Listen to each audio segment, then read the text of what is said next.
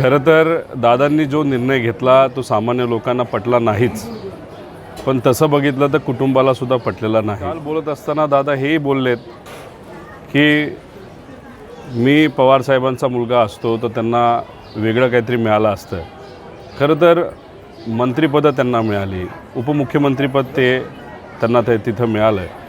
महाराष्ट्रातले प्रमुख निर्णय घेण्याची जबाबदारी ही दादांवर होती आणि मग अशा परिस्थितीमध्ये त्यांना अजून काय वेगळं पाहिजे होतं? मग ते पदाचंच बोलत होते। बीजेपीकडे जाण्याचं कारण पदच आहे का? मग विचार हा विषय राहत नाही का?